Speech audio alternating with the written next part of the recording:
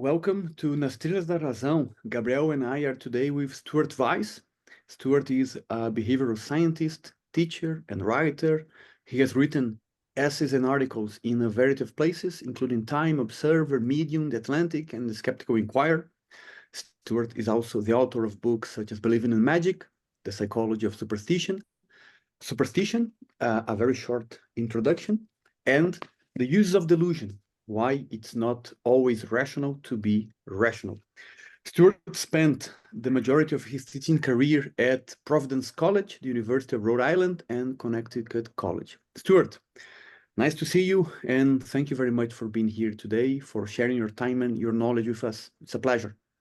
Great to see you too, and I'm very happy to be here. Well, Stuart, you're a psychologist who is an expert in superstitious and irrational thinking.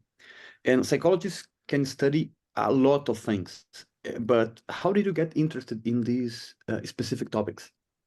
Well, I have always been, I think, a fairly rational person, and I wasn't anything that I set out to study, but I did hit on superstition quite by accident. I read an article. I mean, this is the kind of thing that a scientist dreams of. But I read an article. It was by a psychologist named Barry Schwartz, and it was a study many years ago in which he set up students working at a computer on a video game that they didn't really, he didn't tell them how it worked. You know, they would get points and it was their job to figure it out. And you know, many of them came up with just really bizarre theories that were false. I mean, they fit the mark. I mean, it's often the case that by accident a theory will work, but it can still be dead wrong. And so I just was like fascinated with this article. It just made me, I thought it was so strange because I love that paradox of us being very smart individuals, obviously the smartest species ever to arise, and yet we do sometimes these, you know, weird things that don't quite make sense. And it just fascinated me. I ran to my professor's office. You know, I was in graduate school. I ran to my professor's office and said, we have to drop everything and start doing this, like we're in this article. And my professor sort of patted me on the head and said, no, go back and do your work. And so it wasn't until years later, when I was a professor myself, that I began to study it, and I realized it was a model for superstition, and eventually I realized that no one had written a book on superstition in quite some time, and that's how my first book arose. But I guess I've just always, in general, I've always been fascinated by these paradoxes of human behavior, not abnormal behavior. I mean, there are people who are clinical psychologists who study, you know, people who have schizophrenia or other psychological problems. But I just love the normal people in everyday life who then do these sort of crazy things. And I wanted to understand that. Mm-hmm. In your latest book, you deal with terms such as rationality and irrationality.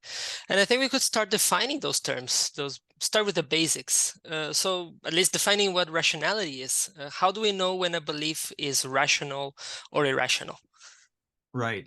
Well, so I use a fairly simple and straightforward view of rationality. And in that book, I rely on a model, what's called rational choice theory. And it's not just about beliefs, it's also about acting upon your belief, right? And so an act is rational if it achieves your desired goals, if it gets you what you are looking for. And in many cases, those actions are going to be based on a belief, right? Sometimes they're not. Sometimes you're just thirsty and you pick up water and there's no real, you know, belief aspect to that. You drink. But other times you have to make a theory about the world and how it works and act upon that.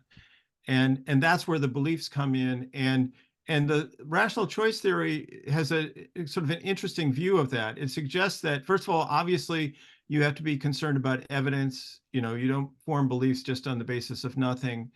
You should be concerned about evidence, and you should be concerned about logic, how your evidence fits together. But it also says that according to rational choice theory, an action is rational if it's based on basically the best you can do at the time. If you have, if you're looking at the evidence that you have available to you in a logical way, and you take an action based on that, then that's rational, which as I mentioned in the book, sometimes means that you're still doing something that's wrong, right?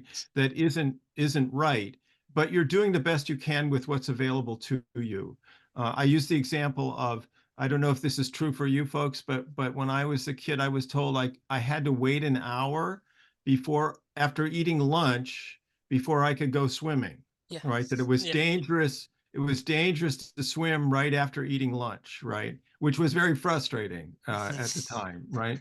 Well, you know, that prescription made a sort of sense, right? I mean, there was a theory behind it. Your body was busy digesting. It might cause problems. You might, get sick. But in fact, we now know it's wrong. It's completely wrong. And that you can, you shouldn't drink a lot of alcohol before going swimming, but you can eat lunch and go right into the pool again, and there's no harm in that. So it was rational back then, in a sense, but it was wrong. And so that's a nice aspect of the theory, is that it takes into account that we have limited information at times, and that's that. It does suggest, though, according to rational choice theory, if you have limited information and you have time to find more, right, of the ability to find more, then you're obligated to do that. It's not enough to just go off and on a hunch when you have better information available to you. So that's that. It's a very simple sort of conception, but it works. People understand it, and it makes sense.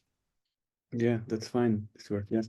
And sort of regarding rationality, the title of your book suggests, contrary to what we may intuitively believe about rationality, that there are occasions in which it's not a bad idea to be irrational. As it happens with many other things in life, it depends on the context and, as you said just before, and the implications of our beliefs and our behavior and actions that are linked to those beliefs. Is there a rule of thumb for when it's reasonable to be irrational? How do we know? How can we distinguish, for example, situations in which we'd be better being a little bit irrational, perhaps, than rational? It's a really good question, actually, because and I don't think that I've actually dealt with that adequately in the book, but the it's a very case by case thing. I think that many of the examples that I give in the book are ones in which an individual can achieve more if their beliefs are not entirely rational. And I would say that the rule of thumb is, if that's the case and there are no other harms associated with it, I don't deal with the fact that, like, a megalomaniac who really has, enormous view of himself might actually harm other people in the process of achieving his goals or her goals. And so there's that to take into account. But otherwise, I think it's simply, I am a rationalist. I've spent my whole career trying to promote rational thinking. And I'm very careful in that book to say, look, I'm not saying throw it all away. Most of the time, we should try to be as rational as possible. But I also kept bumping up against examples where I had to acknowledge that people were benefiting from some irrational views. And so I think that, if you take into account what might be the other harms in a cost-benefit analysis, and then you recognize that the irrational beliefs are actually helping the person in some way, that's the best I can do on how to separate out, the two. So anyway. And Stuart, I think, for example, there are some mundane circumstances in which perhaps we could be a little bit or perhaps a little bit more irrational. And I love a story that you started your conference at the last SciCon telling this case, and you opened the chapter 5 for your book, Soulmates, Yes, talking yes. about the story. And you were in a romantic relationship, and then you met your I don't know if it was your girlfriend at that time, and you said to her, "Let me read what you Sure. wrote in the book, okay?" And you told her, "Of course, theoretically, given the many millions of people in the world, each of us might have fallen in love with any number of other people and been just as happy." That's completely correct. That's completely rational. There are millions, billions of people in the world, and we Yes. would be happy with perhaps not the person we happened to be married with.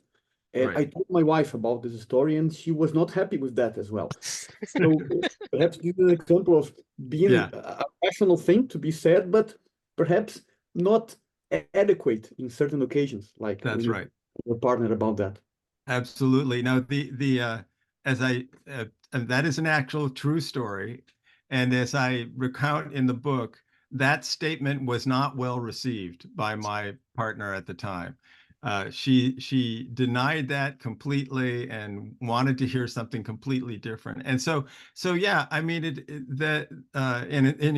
it's also a story that portrays me as the rationalist, right? Again, which is the role I've sort of been in for a long time. But yeah, so I mean, people in romantic relationships are not going to be satisfied with, I also bring up in that same chapter, it is the case in most Christian weddings still that the phrase, until death do us part, right? That I will love you until death do us part is part of the ceremony. It's not true necessarily in other religious ceremonies, but you know, any rational person who utters that phrase knows that about 50% of the people who say it are going to have to, eat their words, that it will not be true. At least in the US, about 50% of marriages end in divorce. And yet to say otherwise would not land very well with the audience. You need to proclaim that this is it. I am in love for the rest of my life. And it just wouldn't, that neither would the new spouse nor would their family, I think, be happy with anything less than that kind of declaration. So and there is some evidence that people, just to go on with this a little, there is some evidence that people who have unrealistic views of their spouses in a positive way have happier relationships. And there have been some clever sort of experiments in which they've been able to identify people whose views are particularly inflated of their partners, and there are positive results. So this is a clear example of where it might be beneficial to be a little bit irrational. And Something that caught my attention in a conversation that you had with Shermer in his podcast. He asked you about venture capitalists. If I remember correctly, the setting was about if it is wise or it makes sense to be irrational when starting a business. And right. he had a very, very logical idea that if you just look at the data, if you just look at how many Bill Gates you have on Steve Jobs you're going to have in your basements, you're going to have maybe one out of, who knows, 100 that might succeed. Right. Is a bit of survivorship bias that that surrounds that whole story. And I was agreeing all the time. I was at the gym, I was nodding with my head and resting. And then you don't particularly agree completely. And I found that caught my attention. I found then even better, even wiser, that technically a bit of rationality would be good, would be useful before you start opening a business, starting a grand endeavor in your life. But you say that a bit of irrationality to keep going, to keep believing things are good in spite of the evidence that might be telling otherwise, is better, it's useful, it's helpful for us. I found that Right. particularly very, very smart and challenged something that was so common sense, correct in Right. my view. I Yes. found that fascinating, very good. Oh, good. I'm glad you like that. Yeah, I think that making a distinction between launching a new enterprise when you're filled with optimism, obviously, uh, and that's a moment when you really do need to think of every single way in which you could fail, because it likely will, especially businesses. Also, I forget what the statistic is, but a very few businesses after 5 years are still running. So, when you launch, when you should think about every single way in which you could fail. But once you're over the threshold and you're off and running, that's when I think unrealistic optimism can be quite valuable. It can inspire other people to work hard and keep you working every day because it's going to work out. Mhm. And so I think that's a very useful distinction between the two. Right. Um, Another thing is we can draw from many of your writings. You have the books, we have the columns in Skeptical Inquirer. The next question is about one of these latest Skeptical Inquirer columns, where you start your piece by mentioning the lack of consensus for treatments in psychology. I believe it's in the November edition from last year, Mhm. talking about acceptance of schizophrenia. There's a whole movement happening. You Right. dealt with questions like that before. And there's this lack of consensus for treatments in psychology for these certain psychological conditions, as well as you have challenges for having patients willingly accepting, since they are adults, to be medicated or to engage into some sorts of treatments. This scenario differs from, let's say, when we break a bone. I think you use this example. Mhm. You break a bone, you can go to 5 different doctors. Is very unusual if one of them decides to treat a broken bone differently. There is some consensus around that. Right. Um, but not necessarily for conditions in psychology. And so I ask you, what are the dangers, if any, of this lack of consensus?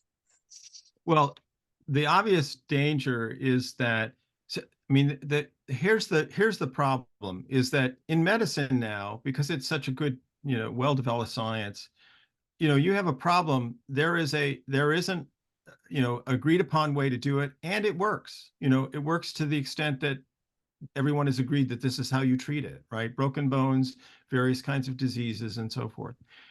In psychology, we don't have that kind of success rate, right? There are conditions, there are certain conditions that seem to be lifelong, or at least affected, and there's nothing we have yet come up with that will take a person who's schizophrenic and just bring them right back to being non-schizophrenic, and um, so as a result, in that gap, you get these pseudoscientific treatments being developed, people dodging around, trying different things and so forth, because they're not satisfied with what's available, the best that's available. And so autism, and to a degree now, I think schizophrenia, those very serious disabilities that don't necessarily get completely dealt with, or for which there are side effects. I mean, the many of the drugs that are effective for psychotic disorders, serious psychological disorders, have horrible side effects and make them very unpleasant for the people who have to take that treatment. So because of those kinds of unsatisfactory aspects of the treatment, you're going to get these alternative views. And autism in particular in the past has been referred to as a fad magnet, that every fad and crazy thing out there has been applied to autism, because in the most serious cases of autism, there just is, even with the best available treatments, it's not going to bring the child to the level, or the adult to the level that people would want. And so that is an ongoing problem, and has been. Interestingly, before the 20th century, medicine was like that too, right? Although interestingly, I think the example of the broken bone, I think actually, like the Egyptians had ways of dealing with broken bones. So that particular example may not be the best, but for any other medical thing, we had all sorts of herbal medicines. As you know, bloodletting was the most popular thing for ages. I mean, how many people died from those treatments? We don't know, but now, of course, since the 20th century, it's become much more scientific, and so they're in a different boat for the most part. But that is the problem: is that in that gap where we're not satisfied with the best that is on offer, then there's going to be crazy stuff coming out. Mm-hmm. And Stuart, regarding like you wrote a lot of things about autism and conditions like that. Carl Sagan called science the most precious thing because it encompasses ways of thinking and dealing with ideas that tend to reduce our mistakes when we are trying to learn things about the world and about us as well. But science is affected by other human endeavors, such as like religions, politics, ideology, and these things can bias scientific conclusions. You discuss a very interesting example of that in a column for Skeptical Inquirer, in which you criticize a paper about autism treatment that was carried out and raised red alerts regarding its methodology. Can you tell us a little bit about these specific papers and also the impact of not only pseudoscience, but also ideology, for example, and other social forces on science? Yeah.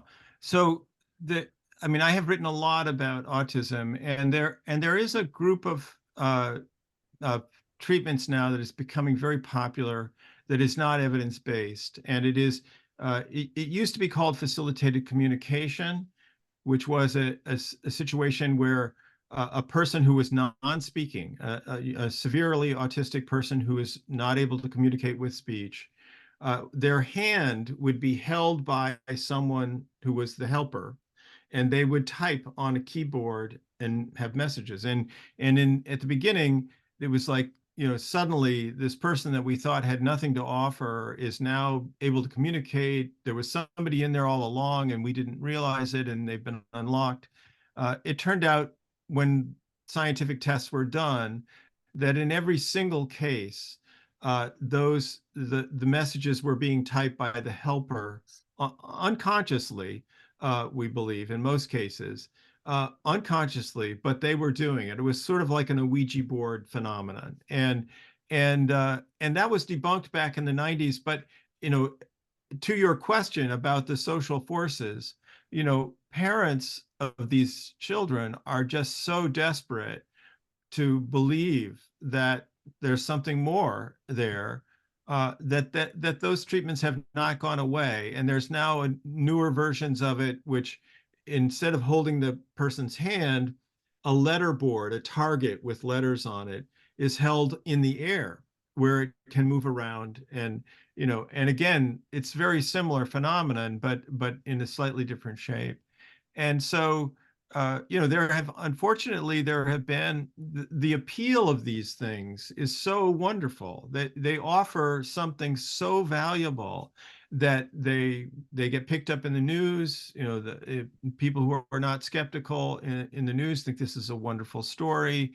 And there also have been some scientific papers now that have gotten published that claim to show evidence, and in prestigious journals, that claim to show evidence that these techniques work, when in fact they're not a direct test. They are looking at other factors instead. And the direct test of who's the author is very simple to do. You just make sure that the person helping doesn't see what the target is. It's very easy to do these blind tests. But since the old experience with facilitated communication, all the people that are doing the newer version have refused to participate in a scientific test. They would rather not know, apparently.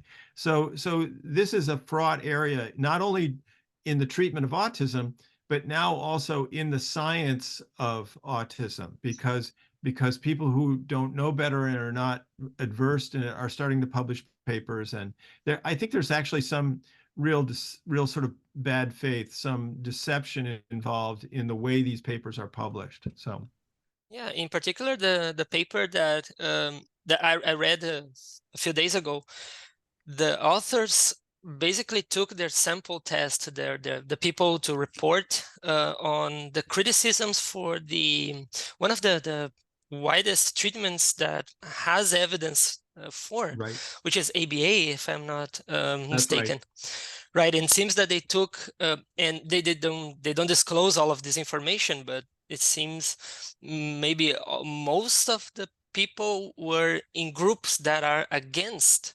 They have some Right. sort of negative bias towards That's what right. would be the accepted treatment for autism Right. as of And that, 2022. yeah. And that paper got published in a journal. And so people who weren't, necessarily aware of where the sample was coming from. And plus there is this problem of I've talked about before, is that the people who are having this treatment done to them are on the very severe end of this long spectrum that we have, right? And so the paper you're discussing, in order to actually be able to be interviewed for the paper, they had to be on the other end. They had to be on the very verbal end. They may be have symptoms of that less severe end of the autism spectrum, what we used to call Asperger's, or various different things,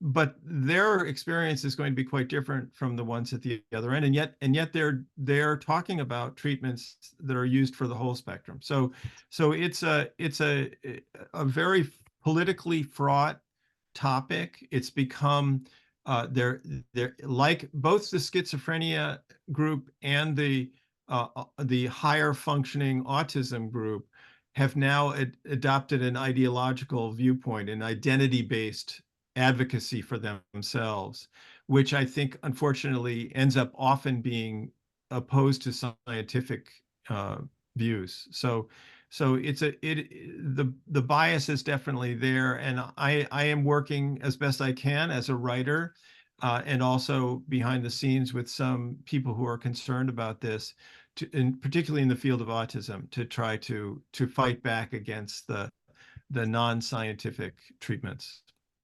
Has that paper been retracted or voiced No, any no, no, concerns? no, No, no. I mean, it's out there. not at all. I mean, I had an earlier experience is another. I mean, I've written so many things on this topic, but I had an earlier experience where a group of us wrote a comment on this eye tracking study. There was a study which claimed to show that the autistic individual was the author of the tapping out of letters based on a strategy of eye tracking, that they watched where the person's eye went. I found that unconvincing, and it seemed like they were using a lot of heavy, fancy technology to prove their case. But in fact, there's a much simpler way to prove it, and they just didn't do that. But what was particularly troubling to me about that one, and also another, is that there's a suggestion that the reviewers for the articles were not of a widespread. And in one case, this was actually a different article. In one case, a group of us wrote a comment on an article that was supposedly giving testimonials. There were quotes from people with autism, and their actual names were given because they were direct quotes.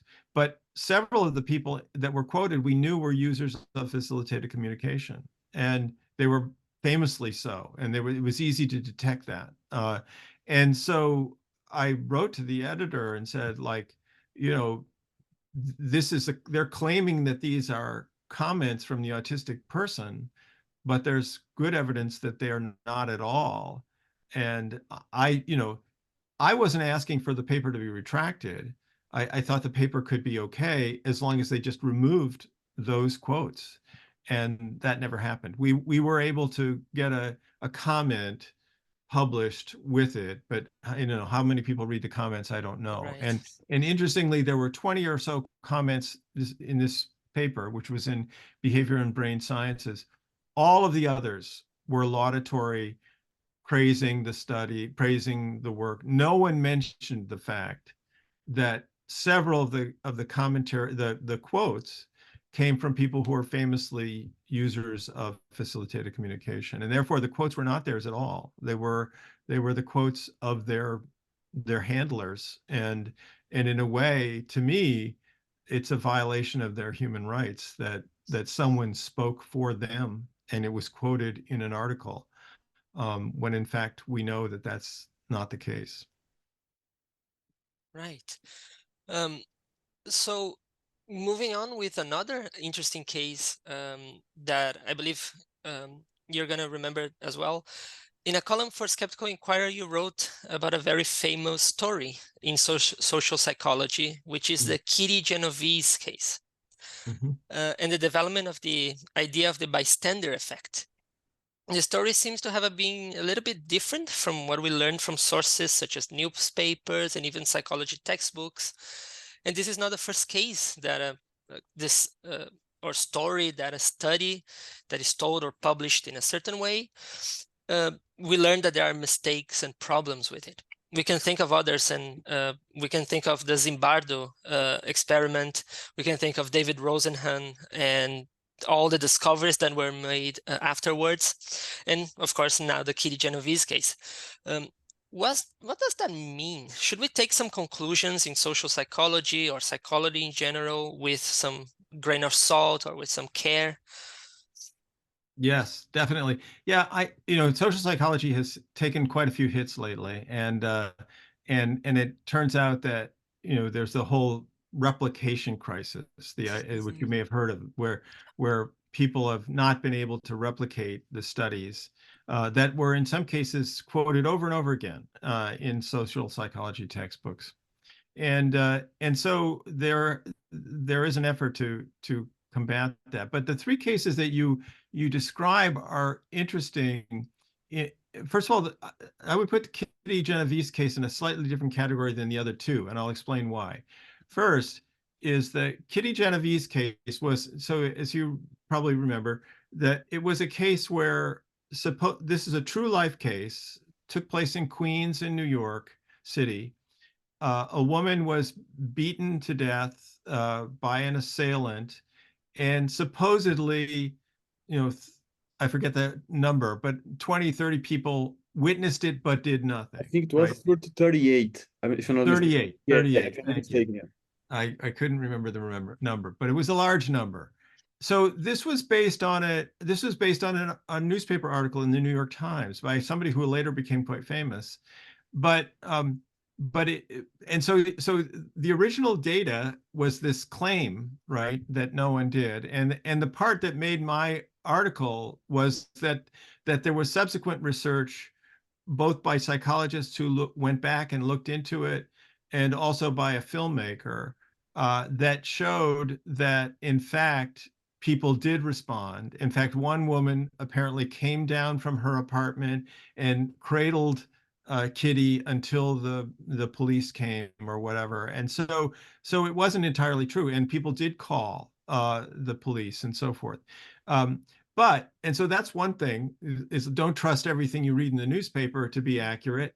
But the thing that's kind of interesting about this case is that despite that, the bystander effect research that was stimulated by this is still, I think, valuable. I don't think the research that came out of it was bad, and there's a lot to learn from the subsequent experiment. So in a way, that's a different case, in my mind, at least. The other two, Rosenhan's, being insane and saying in insane places, where he went into people went into institutions and couldn't get out, and Zimbardo's case where he had a prison. I think we have now, and we should have, and our students should learn tools to evaluate that. These are not experiments. These are, little sort of demonstrations, and they should not be taken to be, the be all and end all. We need more controlled, that they're very uncontrolled. They are based on, to some extent, on reports that are not necessarily systematically collected. And so our students we should be able to teach people to distinguish between, for example, the studies that were done on bystander effect were done more scientifically, and a study like Zimbardo's study or the Rosenhan one, in which it was just, they're interesting. They're one of the more interesting ones.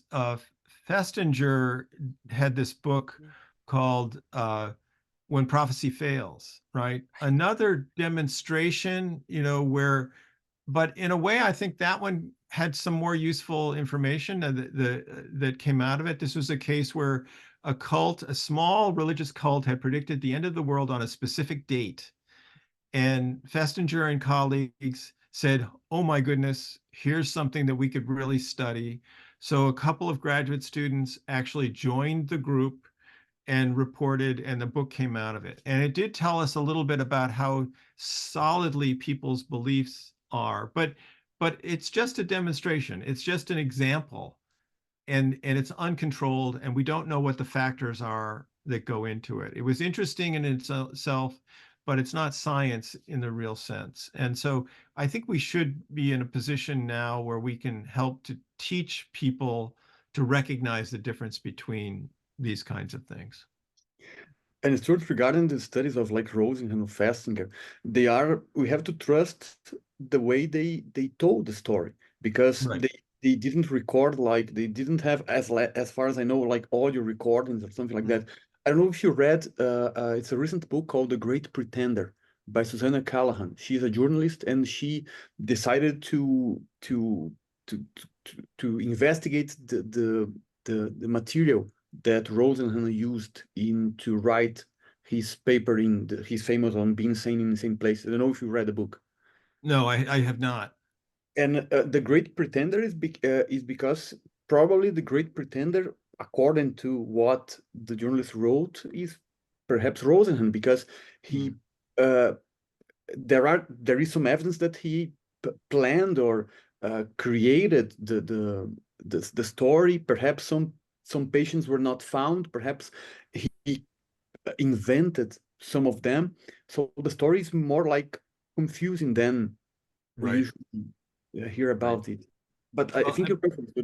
We should teach students to understand that not all scientific conclusions are equally valid or equally trustworthy. We have like degrees of confidence. I think we should like deal with degrees of confidence in certain studies or in certain ideas. Not everything in biology is like solid as evolutionary biology, for example. Right.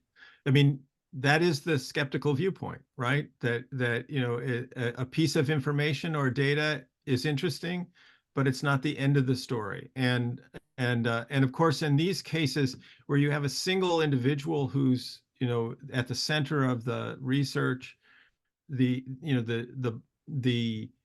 influences of wanting to be successful and to maybe make money with a book or something, all of those things can cloud the judgment of the individual, and they may do things that are, and I mean, there is two of the things that I'm very much a supporter of the open science movement, which was designed to sort of open the box when research is done and make sure that everybody can see what you're doing.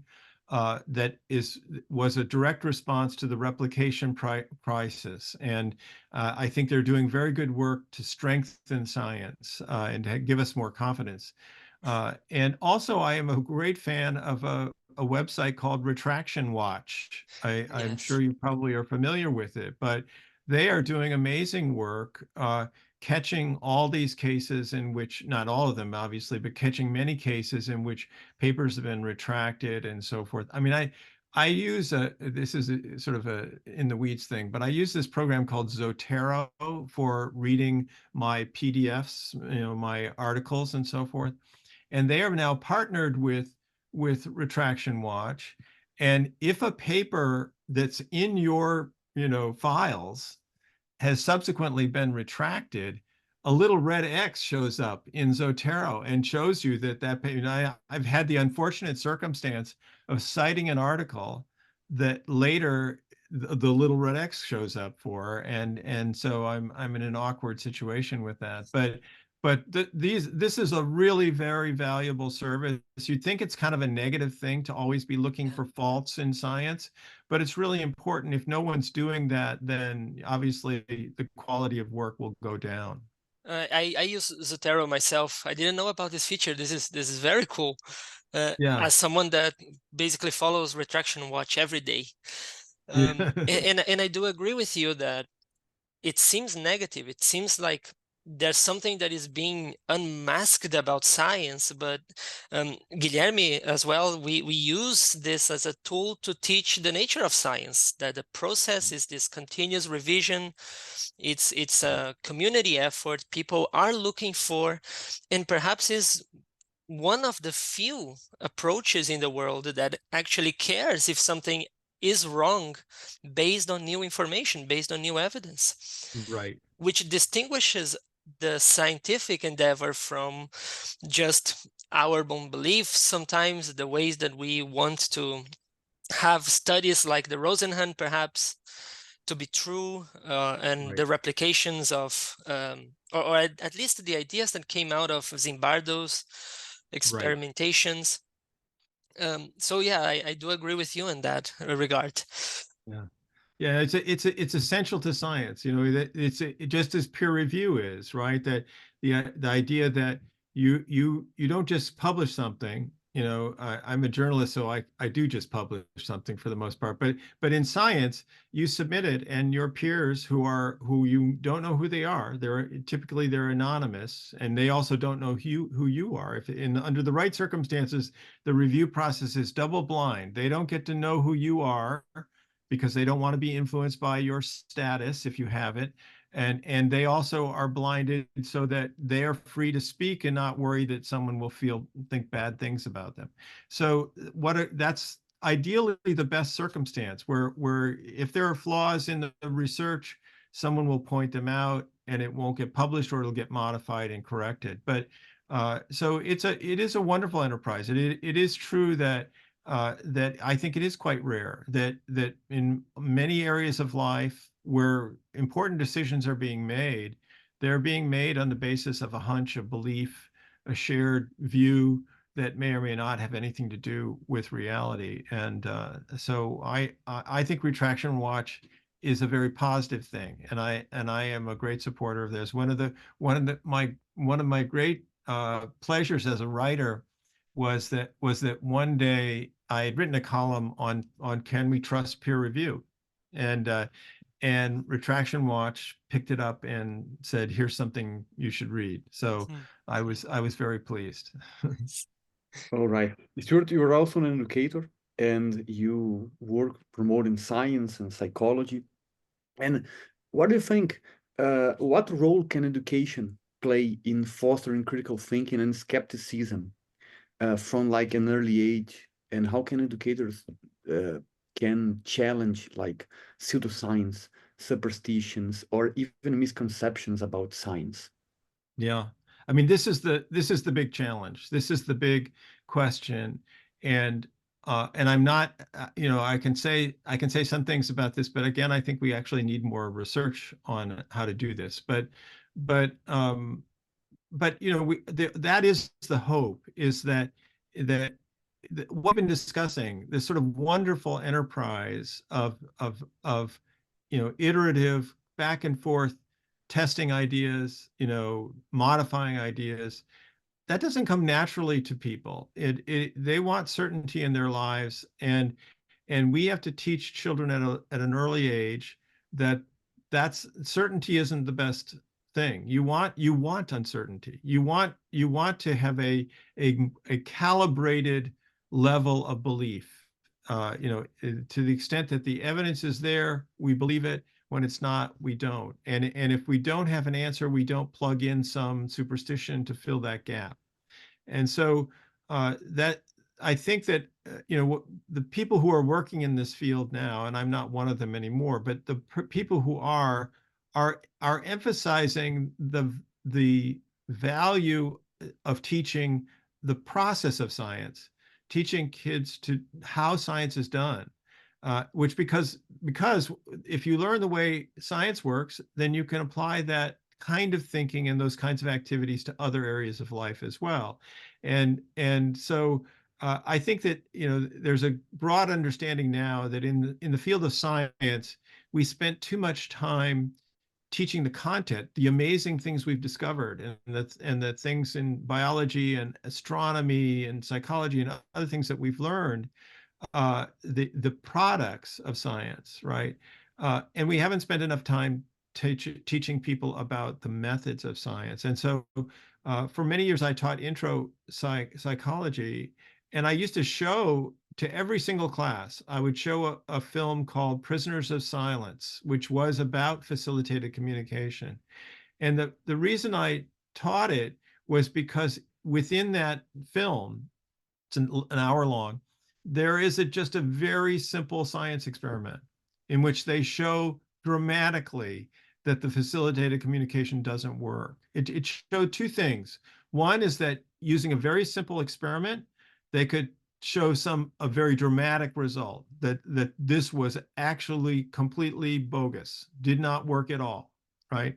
The second thing it showed was that the people who had been using that technique, while they were well-meaning people, and, you know, they were completely fooled.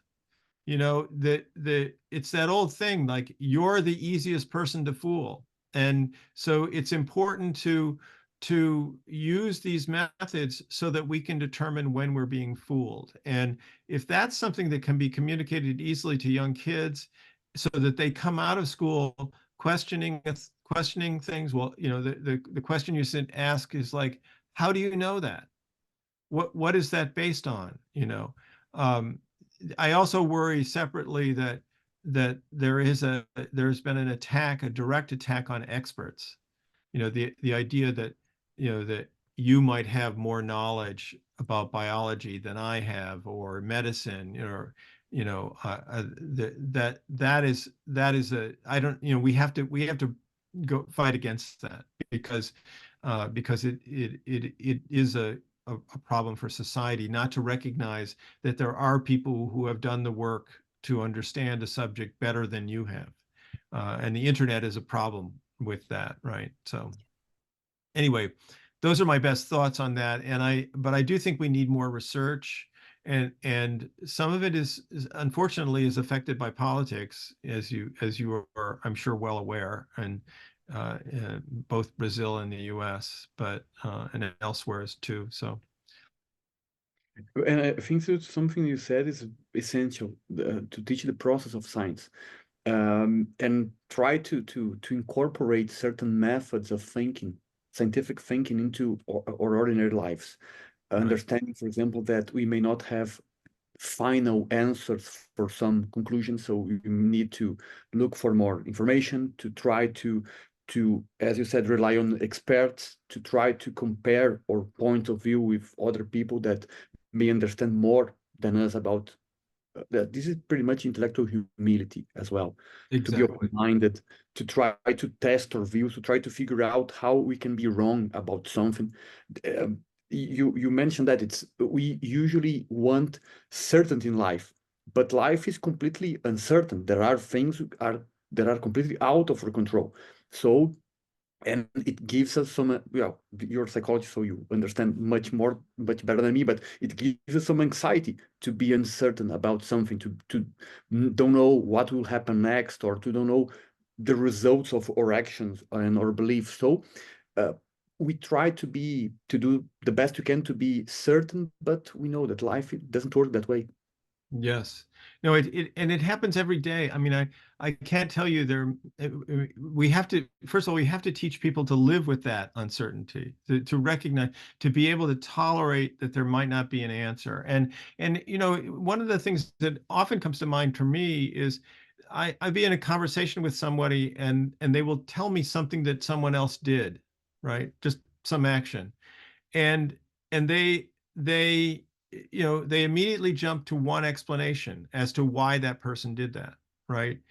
And yet, for almost any everyday action or event, there are several possible hypotheses about what influenced the person to do that, or why this happened.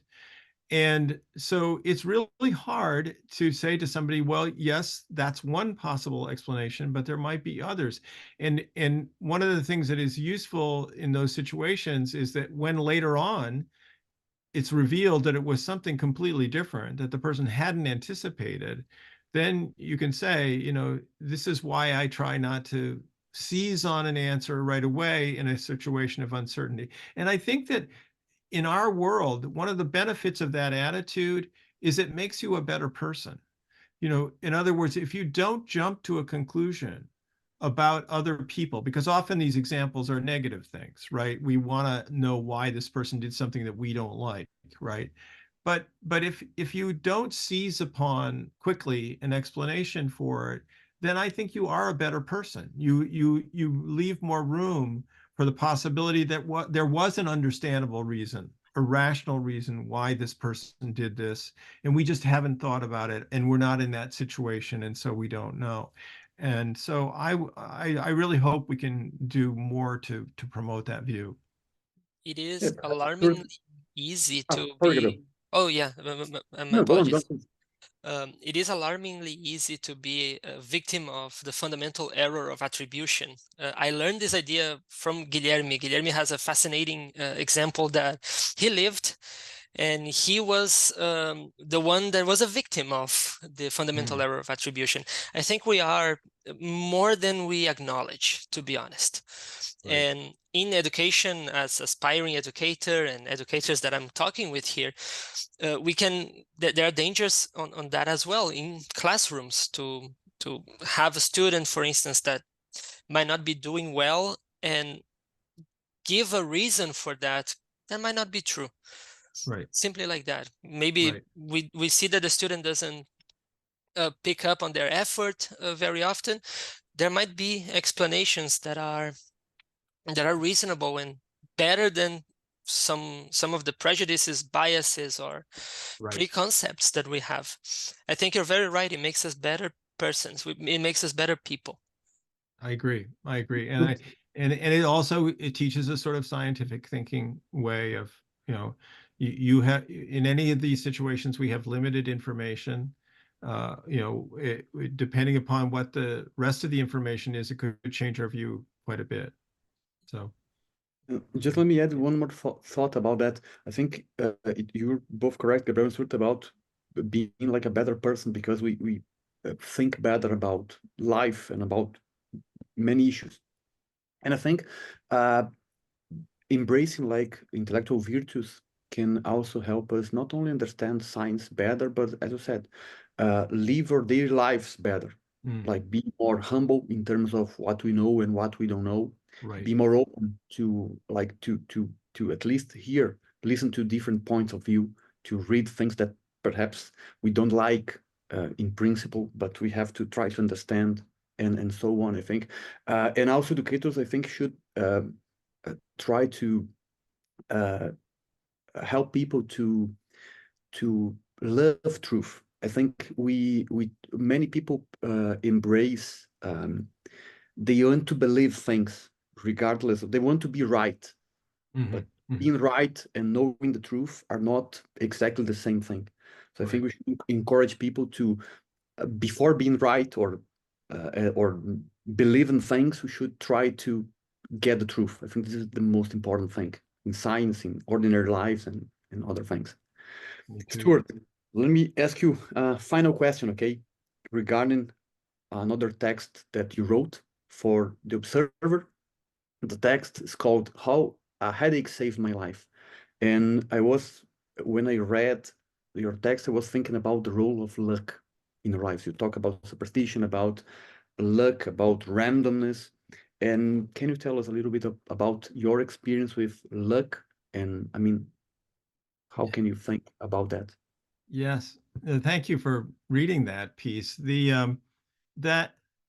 So How a Headache Saved My Life. It was back when I was teaching, and I woke up one day with a very severe headache. I thought it might be, you know, just a headache, right? A normal headache. And as the day progressed, it didn't go away at all, and it got to be very difficult. I actually ended my workday early and went home and went directly to bed. And I woke up the next day and it was still, I was able to sleep, but so I went to the emergency room, and what I discovered was that they thought I had meningitis, and there's like two forms, one that kills you and one that doesn't.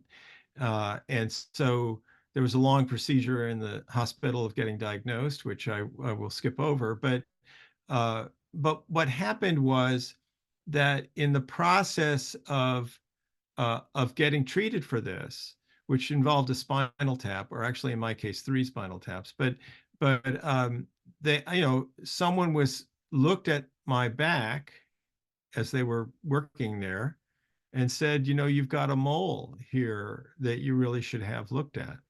And at the time, I didn't have a physician. I had to go have a follow-up to this thing, so I ended up going to a doctor. And so actually, I guess it was in the follow-up that the mole was identified during a physical. But I wouldn't have had that physical had it not been for the meningitis. And it was determined later that it was in fact melanoma, and it was on my back in a place where I would not have seen it. But it was caught, now it's been 25 years ago or longer, and so I'm okay. But it was one of those experiences where here I was being treated for what was a very unpleasant disease, which ended up lasting about a week before I got over it. But it was nothing compared to what might have happened if I hadn't gotten that headache, if I hadn't entered into the medical system and had it discovered. I had a colleague who had died of melanoma, skin cancer. And so yeah, I couldn't help but feel grateful for the headache in the end. And it is one of those situations where you can't help but, we talk about, philosophers talk about counterfactuals. What would my life have been like if those events had not come together exactly as they did. And so there are many people who end up on either side of the lucky coin flip. I was lucky in a way, but others may not be. So it is quite something. Some people would see the hand of God perhaps in that. I'm not one of them, but it does still make you feel grateful for the good luck. Yeah, and so let me read the final of your text. It's similar to what you just said, but you wrote, in my case, I'm filled with a sense of awe and gratitude. Some might see the hand of God at work in this story. Others might simply see a lucky roll of the dice. However it came about, it reminds me of the fragility of life, the great gift of good health, and of the many people who have not been so fortunate. Yeah, that's Exactly. a very beautiful Thank end you. of the text. And I think we can end our conversation with that idea. Thank you, Stuart, again. Let me just add a question. What's next? Are you writing on a new project? Are you working on something new? Well, I've been working on a lot of little things, and I continue to write my column. I am starting to think about education and raising children for in the Enlightenment. What do we have to do to raise children in a democracy, to promote democracy and belief in the Enlightenment principles. But it's that's as much as I've got at the moment. So, but I'm always working on something, and I feel very fortunate to, for example, be a columnist for Skeptical Inquirer, because I get to test out all these ideas, and I have to say I'm very gratified that the two of you have read some of these things, and it's always nice to have your own words repeated back to you. Because that means they've meant something to someone else. So thank you for that. Thank you, Stuart, Gabriel, as well. Thank you so much. Thanks so much, Stuart, for your time. This has been an amazing conversation. I've loved it myself, and thank you for inviting me.